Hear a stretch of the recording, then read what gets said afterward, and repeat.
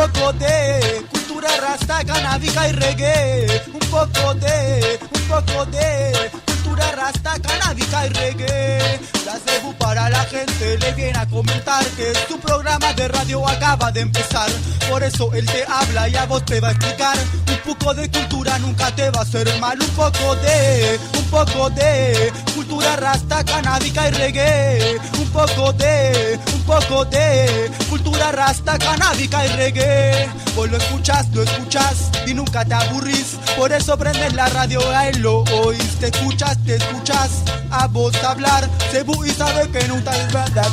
Un poco de flasheada para este reggae. Un poco de cultura 100% reggae.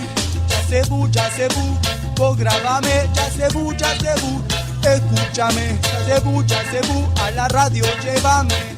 La entrevista la vamos a hacer. Un poco de te muestra un poco de reggae. Un poco de representa el underground siempre. Un poco de cultura rasta, canábica y reggae. Un poco de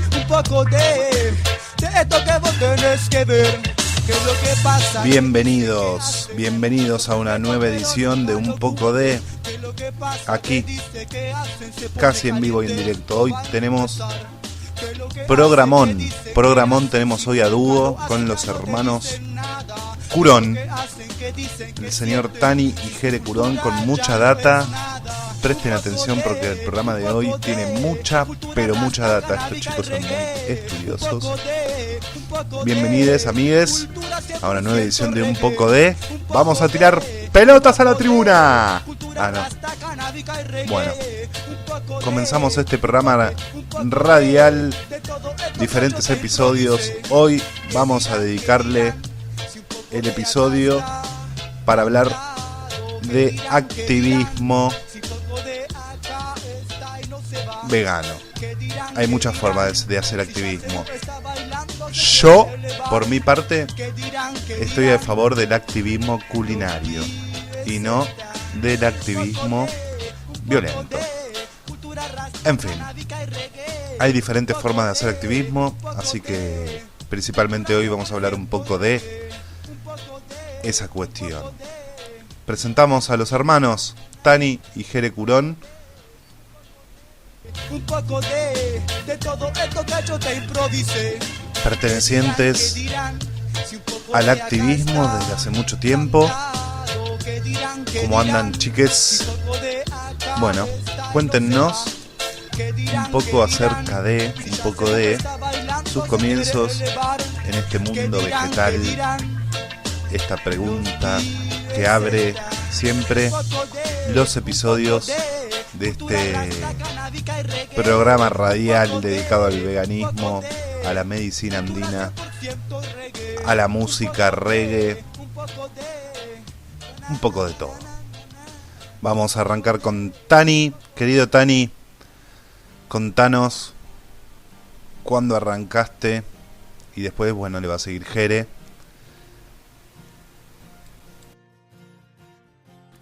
Arranqué más o menos la transición por el 2017. Mi hermano mayor ya vegano desde el 2015 más o menos. Claramente fue una influencia. Yo medio que lo sentía por el lado de la culpa. Y negué mucho tiempo, negué como 2 años esta situación, pensándolo como algo imposible, buscando razones para no hacerlo. Hasta me encontré diciendo ojalá no comiera nadie animales, pero es imposible. Y eso, me detenía para hacer mi cambio, una cosa medio absurda, ¿no? En el momento.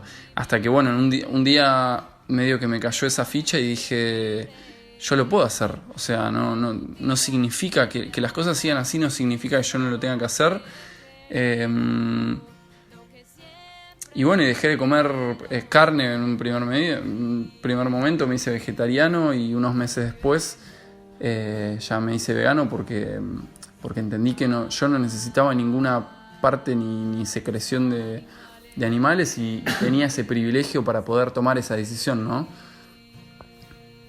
Me acuerdo quizás la primera vez que se me cruzó por la cabeza, seguro que no fue la primera, pero es la que me acuerdo, que fue muy fuerte, que estaba en una clase de geografía de cuarto año de la secundaria y un grupo estaba exponiendo la agricultura argentina y le había tocado ganadería. Las industrias argentinas le había tocado ganadería, estaban mostrando, por más raro que suene, en el colegio estaban proyectando una imagen del proceso de asesinato de una vaca dentro de un matadero. Y me acuerdo que en el video se contaba que la vaca a veces no queda noqueada con el golpe y la estábamos viendo ahí desangrarse, sacudiéndose, tratando de sacarse de encima al tipo que la estaba matando. Y me acuerdo que fue fortísimo eso y miré para otro lado, me tapé la cara y dije, si yo veo esto me hago vegetariano, como si eso fuera un problema. Y eso pasó, yo creo que estábamos en el 2009, 2010. Y 7 años después me lo volví a plantear. Me lo volví a plantear y dejé de comer carne, ¿no? Y me hice vegetariano en el 2018, en julio del 2018. En una semana cumplo 2 años sin comer carne. Y al mismo tiempo, en ese último tiempo estaba ya Tani, que era vegano hace un tiempo. Estaba Fran, mi hermano mayor, que era vegano hace como 4 años, pero no sé por qué no lo escuchamos. Y teníamos amigues también que eran vegetarianes o veganes. Había gente por ahí por el círculo que cuando se hablaba del tema yo lo evitaba. Y me he encontrado diciendo algo parecido a lo que dijo Tani, que es esto de... Sí, está buenísimo que no pase, la posibilidad de que no pase, de que la explotación animal deje de existir. Pero dije, yo dejando de comer animales no voy a cambiar nada. Y eso es una gran...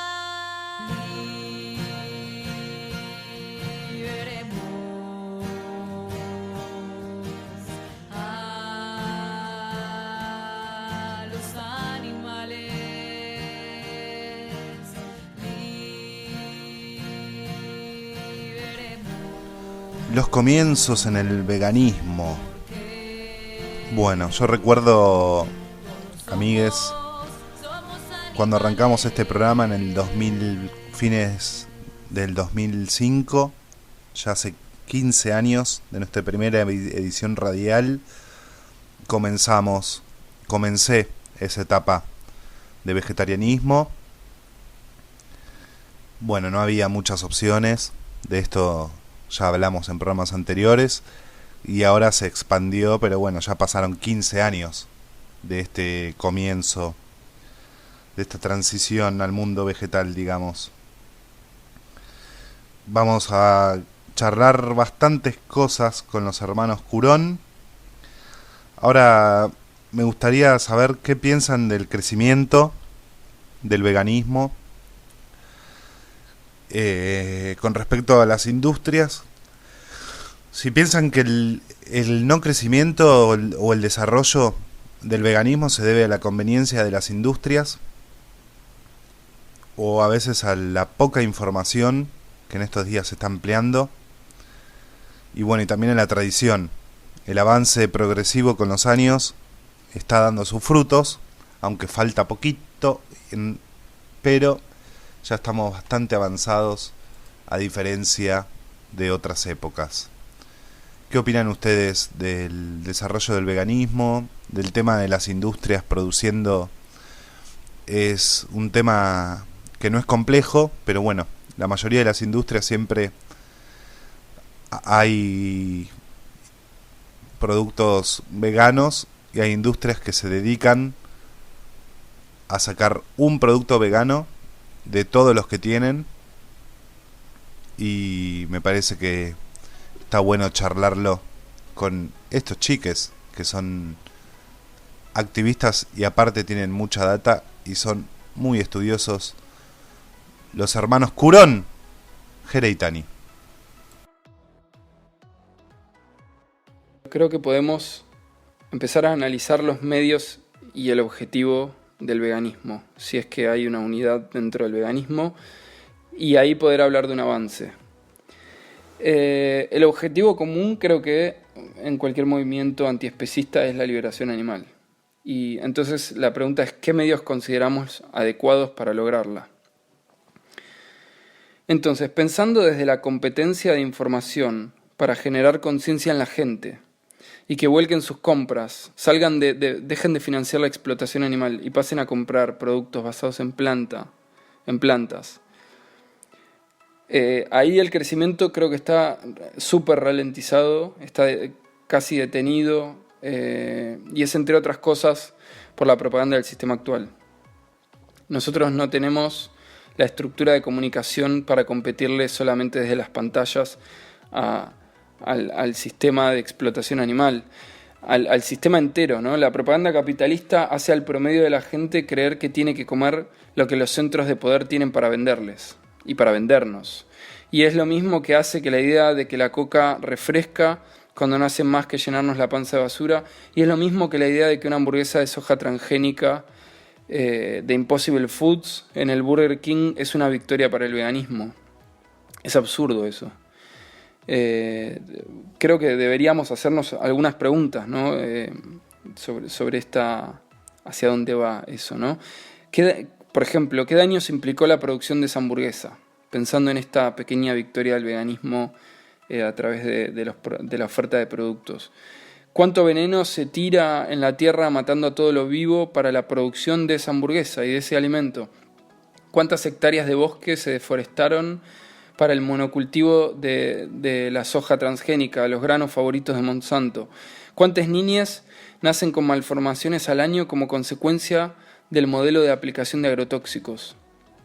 Y ahí me parece que tenemos una pregunta que interpela mucho al veganismo, que se llama o que llama a la no interseccionalidad, y es ¿cuál es el margen que aceptamos para que un producto alimenticio sea ético o no? No podemos mirar para otro lado si sabemos que Entre Ríos tiene una tasa de cáncer altísima gracias a los monocultivos y a la aplicación de agrotóxicos, y nosotros pensar que dejando las carnicerías pero pasando a las góndolas de supermercado a comprar alimentos basados en plantas transgénicos, estamos comiendo de una manera ética o natural. Bayer fue parte de un conglomerado que se llamaba IG Farben durante la Segunda Guerra Mundial, alemana, ¿no? Que desarrolló el gas que mató a 6 millones de judíos en el Holocausto. Y hoy esa misma empresa está envenenando la tierra donde se producen los alimentos de la población, y al mismo tiempo está vendiendo los medicamentos que necesita la población para curarse entre comillas, ¿no? Curarse de ese veneno. Detener el holocausto animal no puede ser a la par de la adaptación de estas compañías que siguen y van a seguir haciendo de la tierra un lugar inhabitable. No podemos darles el brazo, darles el codo, darles la mano y caminar con ellos pensando que estamos liberando a los animales, cuando estas empresas, este 1% de la humanidad, está destruyéndolo todo. El desarrollo del veganismo capitalista no deja el sufrimiento a un costado, y la liberación animal sin la liberación de la tierra no es posible y no va a ser posible.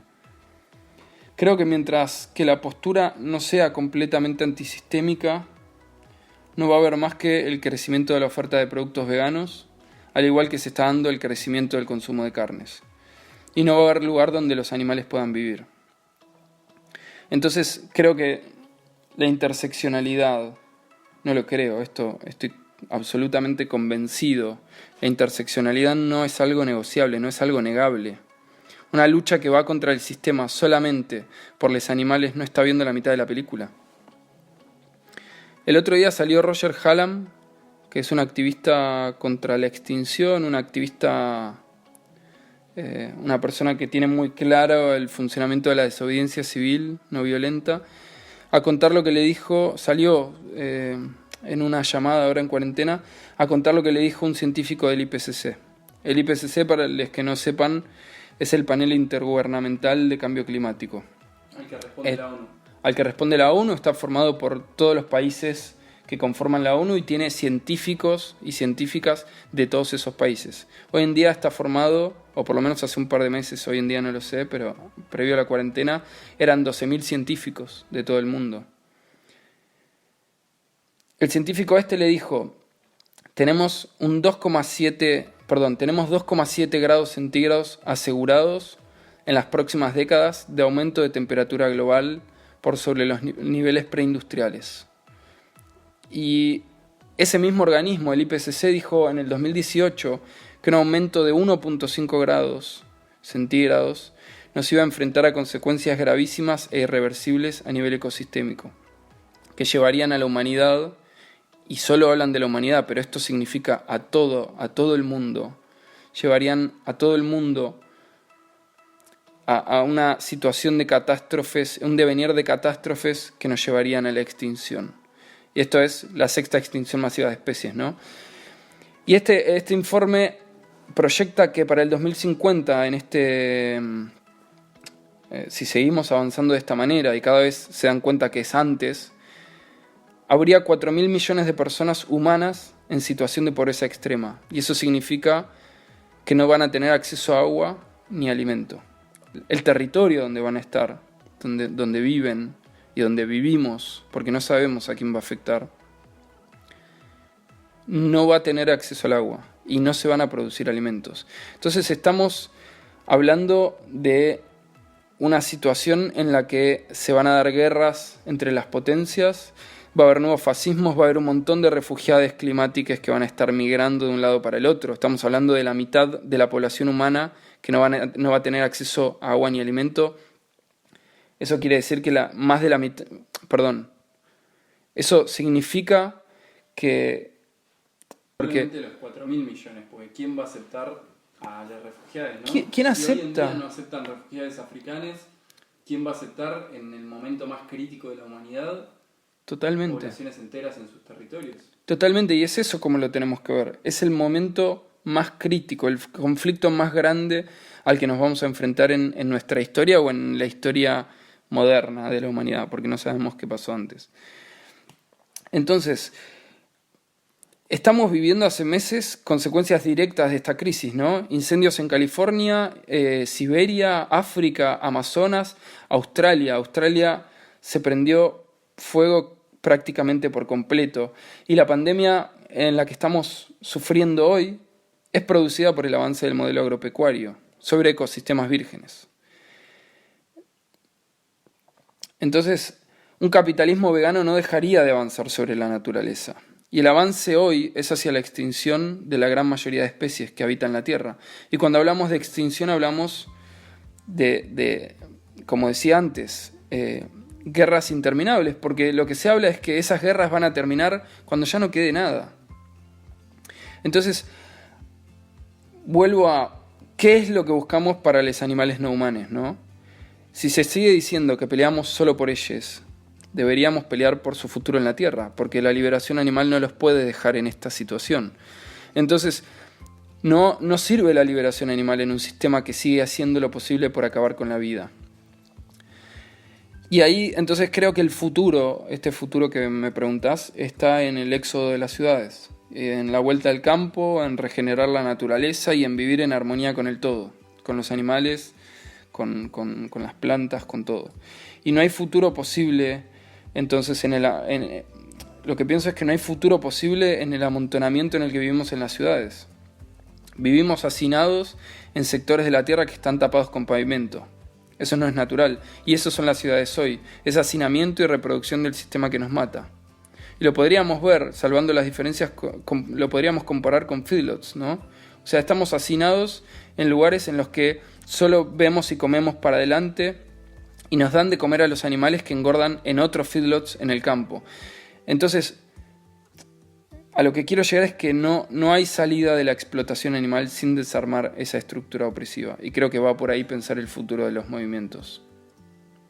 Ah, bueno. La data que arrancó en este un poco de 2020, realizado en pandemia, en cuarentena, el UPD. Ya que estamos a colación de este tema, con los hermanos Curón, ellos han estado presentes en el activismo en la rural. Bueno, han estado en algunos canales, seguro han visto algunas entrevistas con estos gauchos, que se hacen llamar gauchos, los gauchos no veganos.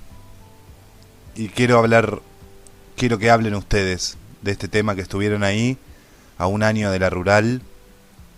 ¿Cuál es su visión? Simplemente eso. En primer momento me acuerdo que había como una euforia, fue como quizás la acción más efectiva que haya pasado en el último tiempo, porque tuvo muchísima repercusión, y más allá de que no estábamos preparados para esa repercusión, porque ni sabíamos qué iba a suceder, funcionó y llegó a muchísimos puntos del país, muchísimos. Y bueno, y a partir de eso es como que dijimos, bueno, está bien, tenemos que seguir por este lado, tenemos que seguir con la acción directa pensándola como con objetivo de generar muchísimo impacto en la sociedad para poder llegar con información a la gente que no tiene la información que nosotros, habiendo analizado el tema, tenemos, y para generar un impacto tan grande que pueda obstaculizar el funcionamiento de estas industrias. Y eso fue generando que en los distintos movimientos se empieza a pensar en, por ejemplo, llevar acciones a la ciudad. Yo participaba del Animal Safe Movement, que lo que hace son acciones en los mataderos, hacen vigilias en los mataderos. Y de repente también se empezó a hacer como más acciones pensando en, por ejemplo, la calle Corrientes, hacer una acción en la calle Corrientes, y así también se llegó hasta bloquear un matadero en diciembre del año pasado. Éramos 300 activistas que un día fuimos, nos paramos adelante de un matadero y dijimos no entra nadie, por una hora no entra nadie, y tuvimos 5 camiones esperando afuera para generar esta tensión necesaria para despertar a la gente y para obstaculizar el desenvolvimiento normal, digamos, de esas industrias. El problema fue, en parte creo yo, que ahora hace un tercio de año estamos encerrados. Entonces esa evolución, digamos, del activismo con un montón de ganas de salir a modificar las cosas, se vio frenada. Sí, se manejó mucha información, a ver si estaba bien la manera de hacer activismo, si estaba mal, si era buena la propuesta, si funcionó, si no funcionó. Bueno, críticas hay siempre. Y me parece que lo más importante es haber levantado esa voz y haber puesto lo que puso todos esos chiques que fueron a la rural. Bueno, estuvieron ahí presentes ustedes, y todo lo que se bancaron después, todo lo que nos bancamos, porque fuimos el foco, como siempre, los veganos, les veganes, estuvimos en el foco, en el pozo de la tormenta, aguantándonos otra vez estas situaciones críticas y demás. Los veganos son unos hinchapelota. Porque la rural fue increíble, la rural, y las consecuencias de la rural fueron inimaginadas.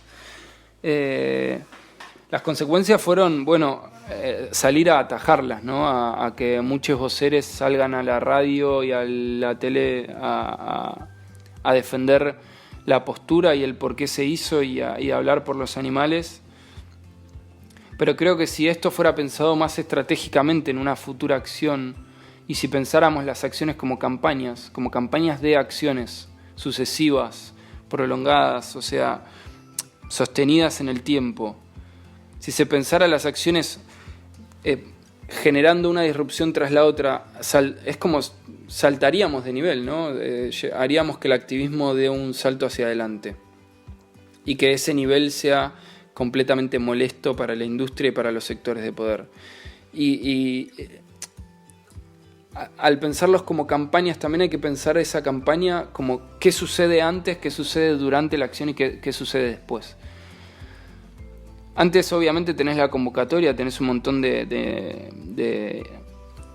que divulgar información, o depende de cada acción, ¿no? Pero posterior, posterior a la acción, es muy importante que esté preparado todo como para salir a optimizar la atención que llega desde el resto de la gente y desde los medios.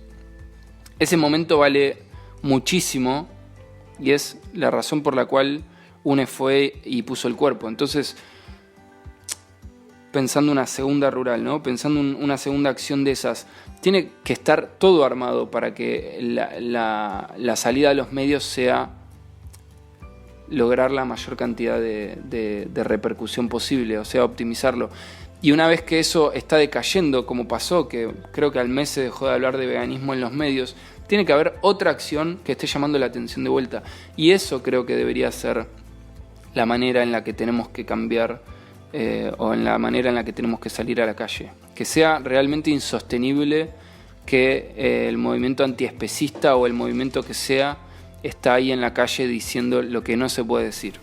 Y ya que estamos hablando un poco de activismo, aquí presentes nos pueden seguir en las redes @setvegan, mi Instagram personal, vegansoul_mdq o Productos Inti, los Instagram del emprendimiento, y vamos a dejar el Instagram de Jere y Tani Curón, que después los pueden escuchar, ya lo pueden escuchar, después los pueden buscar en las redes, y ahora lo estamos escuchando a Jere y a Tani. Por último Jere, y ahora va a comenzar Jere con esta pregunta que viene a colación de lo de la rural. ¿Pensás que el activismo, la forma de hacer activismo, que hay diferentes formas, tendría que cambiar? Y bueno, ya un poco de la respuesta que me diste anteriormente, pero ¿pensás que tiene que cambiar la manera de hacer activismo? ¿Pensás que cuanto más visible y más chocante mejor? ¿O qué pensás? ¿Qué piensa la gente que se conecta a un poco de? Yo creo que a veces el activismo vegano se ve muy cargado de enojo desde afuera. Hay mucha acusación en el ambiente, no digo que pase en todos lados, pero pasa que hay mucha acusación y eso ayuda a que la gente baje la persiana y deje de escucharnos. Entonces, ahí hay algo de la comunicación violenta que no está salvando animales, más allá de que pueda convencer a mucha gente. Entonces, volviendo a algo que dije antes, creo que sin interseccionalidad y sin unión con otros movimientos de lucha no se va a lograr el volumen de gente que se necesita en la calle. En la calle, en el campo, en los mataderos, donde sea que salgamos a frenar el sistema. Y hay una crítica social al veganismo que nos pesa mucho y genera mucho debate, y es esta cuestión de que somos privilegiados, ¿no? Y tenemos que pensar por qué creen eso. Porque es cierto que somos privilegiados, la gran mayoría, como militantes de muchas otras luchas también. El problema creo que está no en ese privilegio con el que nacimos, sino en cómo lo vemos nosotros, ¿no? Y en cómo lo negamos. En cómo lo negamos. O sea, hay algo que se ve mucho, que es la negación del resto de los conflictos contra el sistema. Y es esto de la negación de la interseccionalidad. Cuando el veganismo se autoproclama solo por los animales y que el resto que se arregle con sus leyes o derechos que ya fueron armadas o lo que sea, está negando que hay millones de personas humanas también en situación de vulnerabilidad y que ese mensaje tiene que llegar a esa gente también si queremos un cambio de sistema. Y si nosotros y nosotras nos acercamos con esa idea de que los animales primero y de que el resto que se arregle, estamos, primero que nada, toda la gente vulnerada y que rodea a la gente vulnerada y que se preocupe por eso, va a dejar de escucharnos. Segundo, estamos invisibilizando a un grupo de personas y estamos pidiendo empatía por otras. Y eso no nos va a llevar a ningún lado. Más que cuando hablabas del mensaje violento o de la forma de comunicación violenta, de que no iba a salvar animales, creo que es importante pensar como por qué ¿Por qué decir eso? Porque puede llegar a salvar animales, puede llegar a hacer que alguien deje de consumir productos animales, que empiece a considerar al individuo, como una persona. Pero el problema es si nosotros estamos pensando justamente en como una especie de reforma, ¿no? Porque estamos buscando una reforma en la sociedad, y esa reforma, si la vamos a regir con la culpa cristiana, acusando al consumidor de algo que ni siquiera sabe qué está haciendo, porque normalmente la gente como nosotros, como hicimos en nuestra etapa que sí comíamos animales, más allá de que lo negamos, lo negué por 2 años y demás, estás en un proceso de deconstrucción. Entonces a esa persona hay que ayudarla, no hay que acusarla, no hay que llenarla de culpa, no hay que llenarla de remordimiento, hay que abrazarla y decirles por acá. Y por eso pensaba, como la comunicación violenta va a generar más violencia, y no por también como echarle la culpa, no sé, es como, lo pienso como si fuera en una manifestación justificar a la policía de actuar violento porque, no sé, porque insultamos al presidente. No lo pienso así, lo pienso en si tu mensaje, que tiene que ser germen de cambio en la masa, en la gente, en toda la gente, si tu mensaje va germinando en toda la gente de una manera violenta, no creo que vayas a llegar a generar una nueva sociedad que se base en la empatía y en el amor. Para eso el germen de cambio tiene que ser empático y tiene que ser de amor. Porque si no, como decía Jere, va a ser una revolución de privilegiados en las ciudades, y nunca vamos a llegar a la gente que encima más necesita del cambio social. El cambio hacia un mundo empático implica también eliminar los estratos sociales, las clases sociales, y eso no somos nosotros los más afligidos por eso. Están los animales, sí, y están también las personas humanas, y si queremos que dejen de comer animales esas personas humanas, tenemos que ayudarlas. Es básico eso. También es innegable, es como 2 más 2.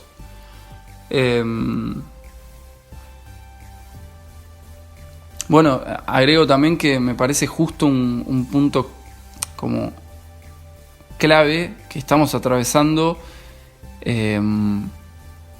uno de los primeros colapsos que vamos a vivir, y la gente se está poniendo tensa, y la gente tiene pánico y tiene miedo de morir tiene la gente. Entonces, un movimiento que busca generar un cambio en ese momento no puede salir a acusar a la gente, porque la gente que ya está agotada y ya descree todo lo que está pasando acá, si salimos a culparla de esto que está sucediendo, no nos van a escuchar. Entonces nos tenemos que unir a esa gente que justamente ahora pueden llegar a tener un pie en la deconstrucción de ciertas cosas. Ahí hay un término, hay un concepto que está muy bueno para meter y clarificar algo, que se llama la ventana de Overton. Y la ventana de Overton lo que hace es una teoría política que dice que dentro de esta ventana se encuentran y se comprimen, porque es eso, es como una ventana que limita, ¿no? Que encuadra la realidad. Se encuadra los temas que para la gente promedio son aceptables de discutir. Y es muy interesante entender esto, porque lo que hace una acción, lo que hace la disrupción o lo que hace el activismo, por ejemplo la rural, es ampliar esa ventana de Overton. Y hoy en día el coronavirus es una gran disrupción global. Un montón de gente se está replanteando qué es de la vida que nos trajo hasta acá, ¿no?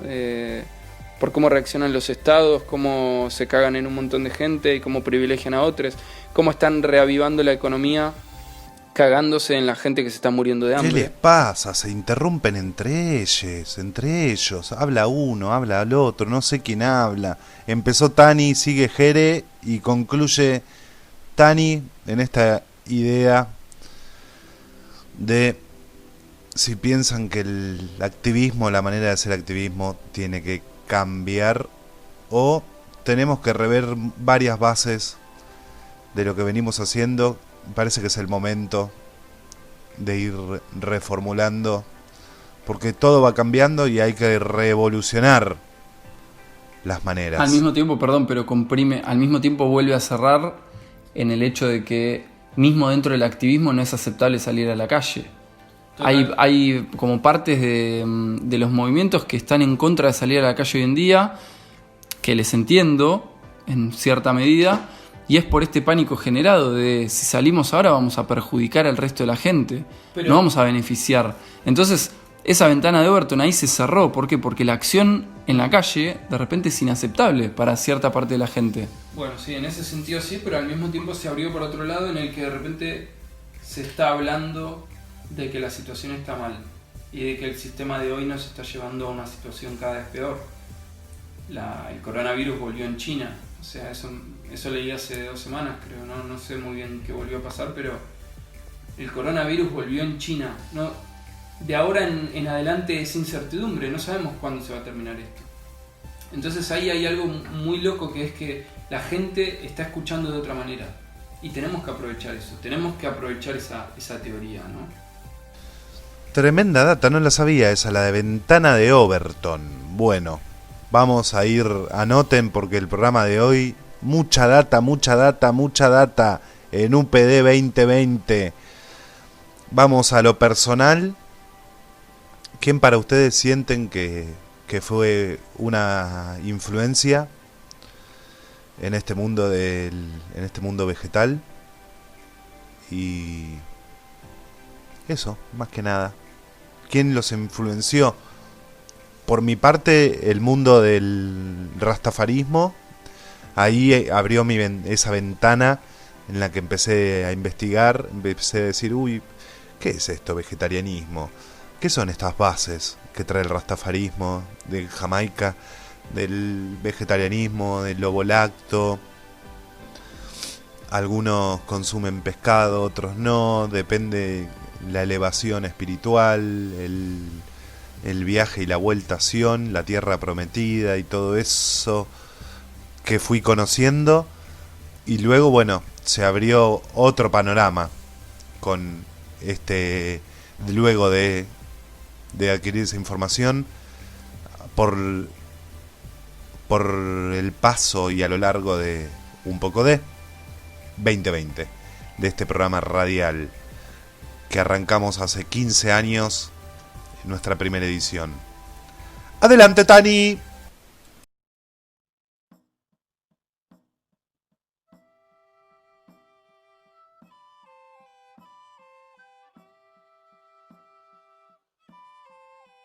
Bueno, antes ya lo mencioné, pero mencionalo de vuelta, porque el público se renueva. Pero mi hermano mayor fue el primero en hacerse vegano de mis conocidos, de mis amigues, de mis hermanes.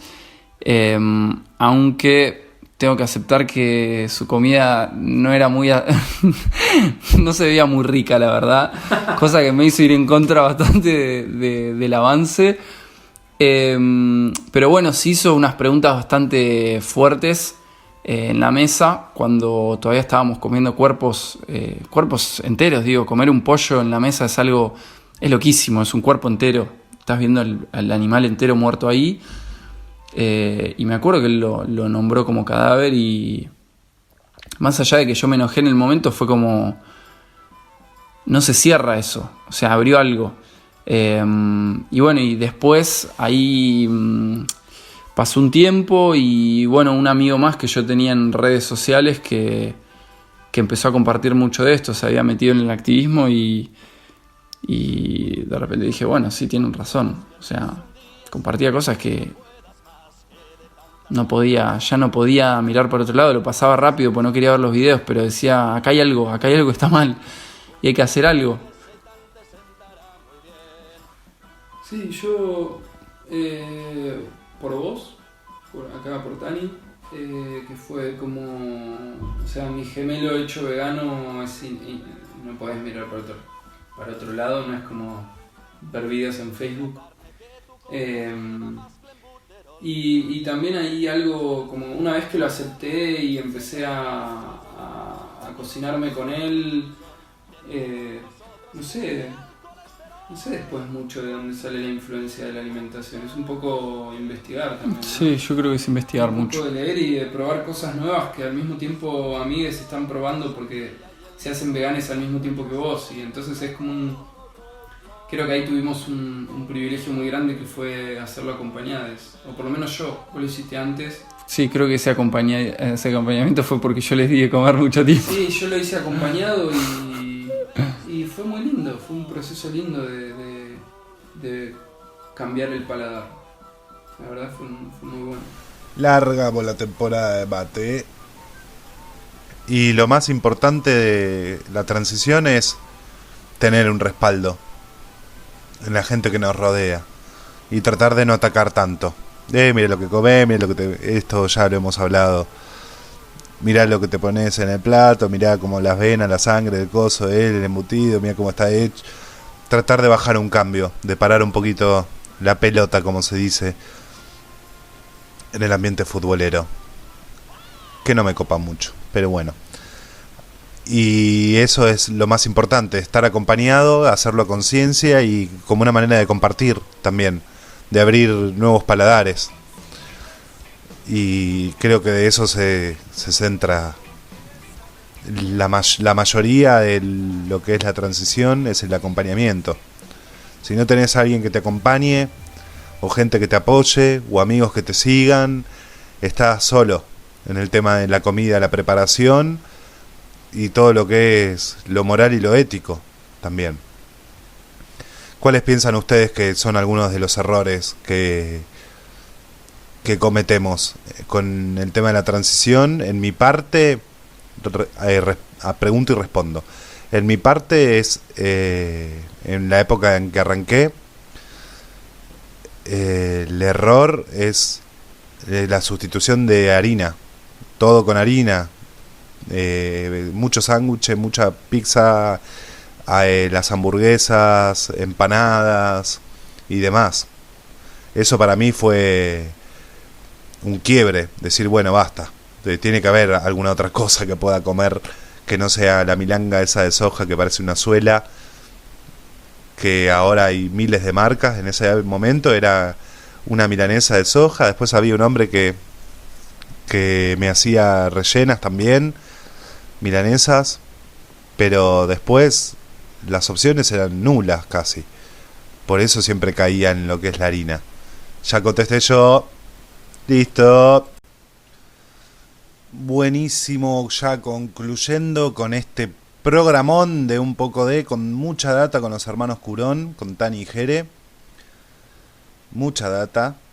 Vamos ahora a pedirles concentración y que inviten a la gente a que se conecte con el mundo vegetal, a que se conecte con lo natural, que se conecte un ratito. El error más grande, voy a hablar como de la transición, lo que nos pasa en la cabeza, ¿no? No de quizás un error de alimentación.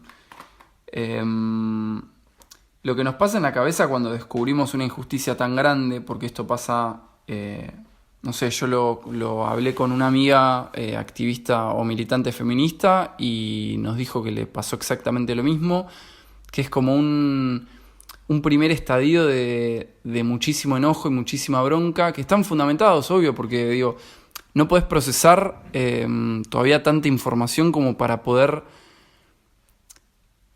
incorporar toda esa furia que te genera la injusticia, procesarla hacia algo bueno, digamos. Entonces, ¿qué es lo primero que hacemos? Odiamos, es como, estamos enojados, estamos acusando hacia todos lados y mostrándole a todos dónde se equivocan, sin entender encima que, bueno, que primero que esas personas necesitan de nuestra ayuda para llegar al lugar donde llegamos, y nosotros no podemos caer en ese pensamiento de superioridad, porque nosotros también necesitamos ayuda de otra gente para seguir deconstruyendo algunas cosas. Muchas cosas. Todo el tiempo estamos desconstruyendo cosas. Y son muchísimas las injusticias que hay. Entonces, yo creo que ese es un gran error que tenemos. Y no lo aplico solo al veganismo, lo aplico o lo pienso en muchas luchas. Es pensar que ya está, que estás bien ahí. Y ese es el problema de base, es como no estamos bien, nunca estamos bien, tenemos que luchar en contra de eso. Yo creo que en esta cuarentena, en esta situación que estamos encerradas y demás, como hablábamos antes, es como hay mucha gente que se empieza a cuestionar ciertas arbitrariedades, digamos, de las ciudades, por ejemplo.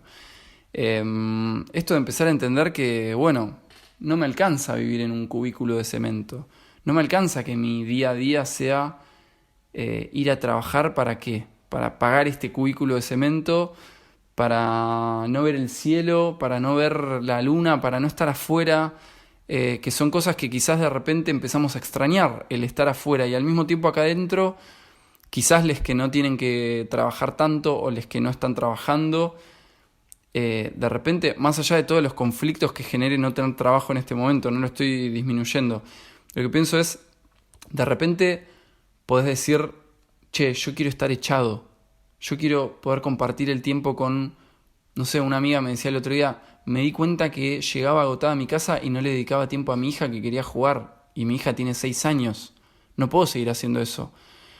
Y es como que de repente empezamos a entender entonces que hay un montón de vínculos falsos, no vínculos personales, sino vínculos entre necesidades y cosas que hay que hacer para satisfacer esas necesidades, el consumismo, digamos. Y con esa idea ya en mente, hace poco vi un documental que se llama vimos el documental que se llama Sembradoras de Vida, que es un documental que muestra como una comunidad indígena de los Andes peruanos mantienen y defienden las formas de cultivar ancestrales, o sea, las formas de relacionarse con la tierra, de entender a la tierra y de generar el alimento desde la tierra de forma ancestral. ¿Y qué quiere decir eso? De forma armoniosa con el ecosistema, con el territorio que están ocupando de alguna manera.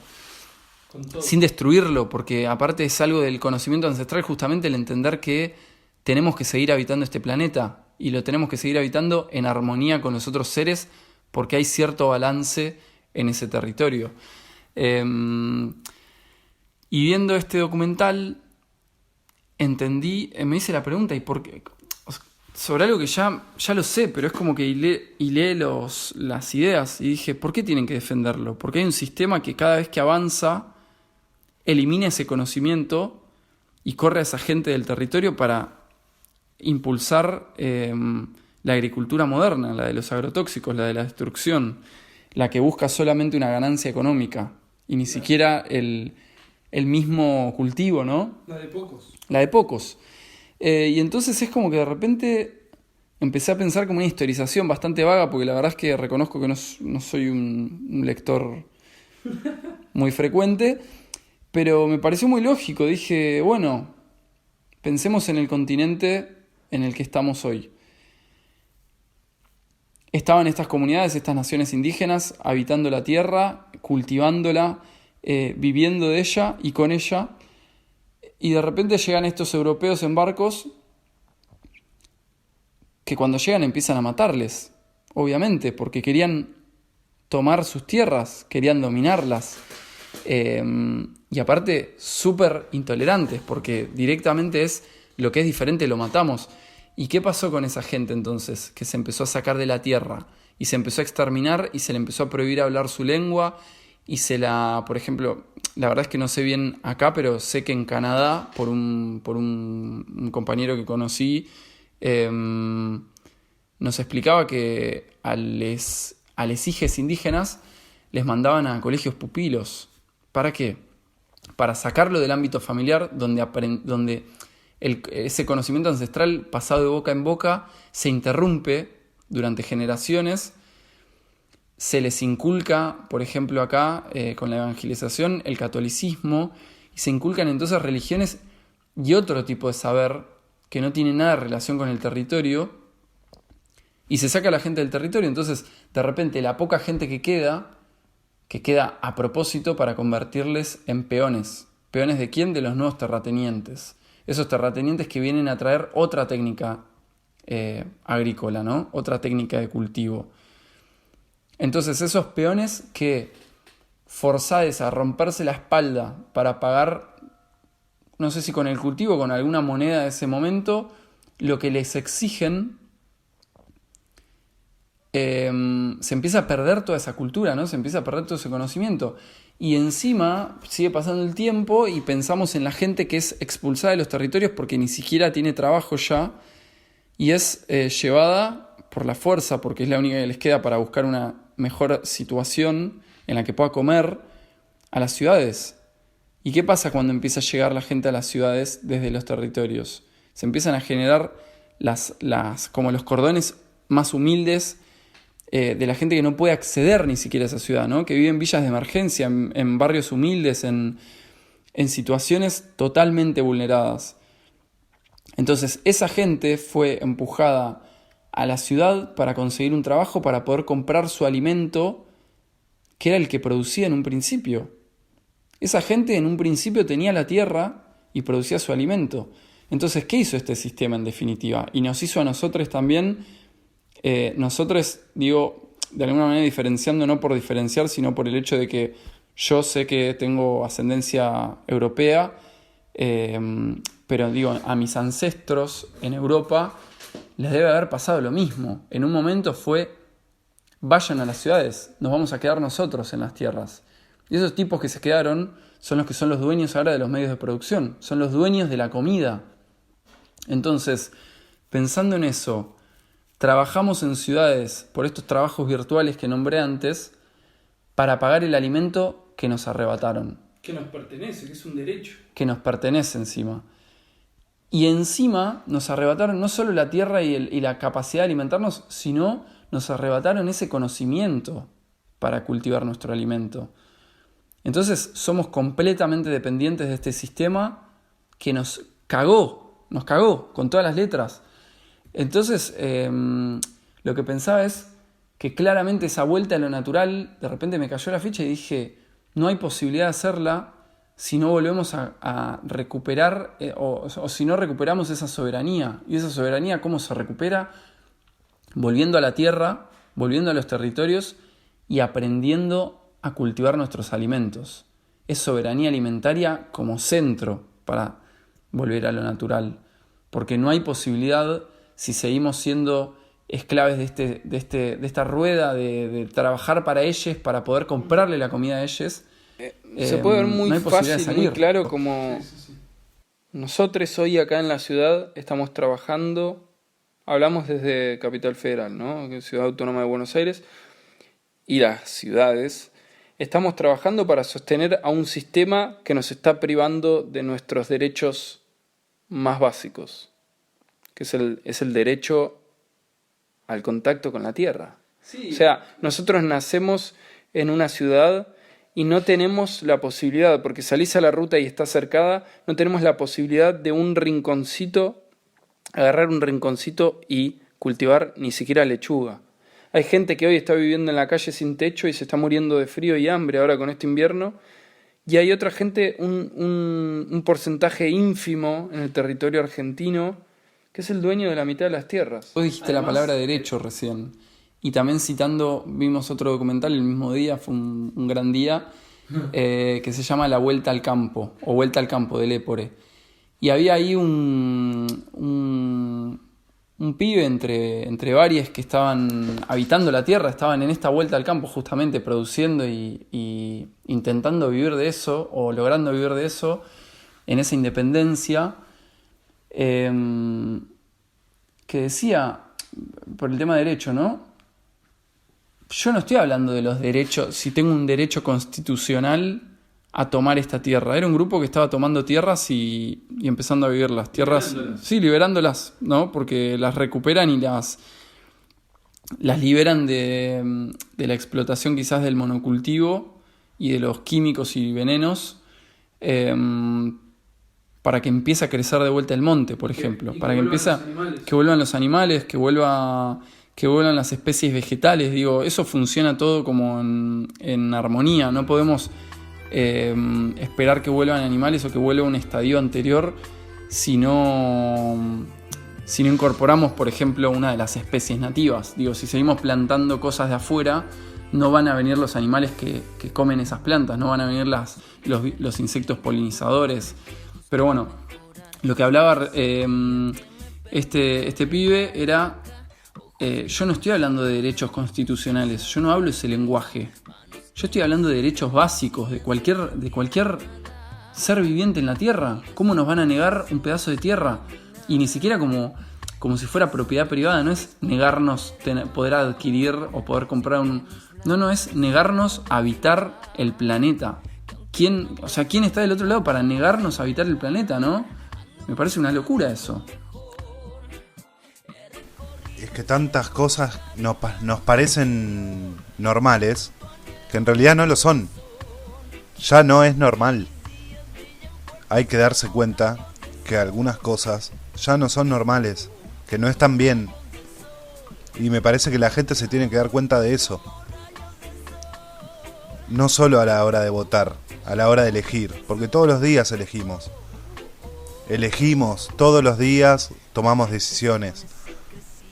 Y nosotros lo que tenemos que hacer cuando tomamos una decisión es pensar además de nosotros, en los que tenemos alrededor, además de nosotros, en los que tenemos alrededor, en la gente, en la cuadra, en el barrio, para primero solucionar esos problemas y después ir a los problemas mayores, porque la gente que tiene que solucionar los problemas mayores no los soluciona, porque está en otra, porque está en lo internacional, está en la industria, está en la plata, en los medios de comunicación, no están donde tienen que estar.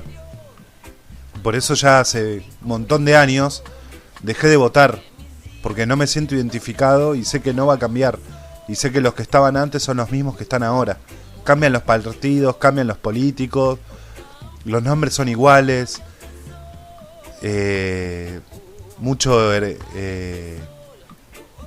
Gobernador, concejal, todo en pase hereditario. Y no estoy a favor de ninguna manera. Me agarraron tomando matecito para bajar un poquito la calentura. Bueno, última pregunta. La pregunta de lujo. La pregunta que esperamos todos. Es el momento, es tu momento de decirnos un plato o una salsa o una crema o algo que tengas vos, algo favorito. Si querés podés pasarme la receta de la pizza. Ellos también tienen un emprendimiento que se llama Pizza Amiga. Así que lo pueden buscar en Instagram como Pizza Amiga. Seba, esa te la niego completamente porque primero que nada, la receta que tengo es mi pizza y no te la podría dar en el podcast. Te la puedo pasar a vos, pero no te la podría dar para todos. No, si las pizzas de vegan son además que la verdad es que no podría decir que es mi plato favorito la pizza que hago, aunque me gusta mucho, pero porque no sé, la verdad es que me agrada la variedad todo el tiempo. De hecho me aburre comer lo mismo y no podría elegir un plato. De hecho la diversión para mí en la cocina es como medio improvisar cosas, ver algo que me atrae y empezar a cocinarlo de alguna manera que vi, y empezar a improvisar y mezclarlo con otras cosas. Y la verdad es que no anoto las recetas, así que no. De hecho no las repito, me cuesta mucho repetir un plato. La especia que uso todo el tiempo es el pimentón ahumado. Si te tengo que decir una, pimentón ahumado, pimienta y ajo en polvo, que prefiero usar ajo, pero bueno, el ajo en polvo hay veces que funciona muy bien. Sí, son mis prefes.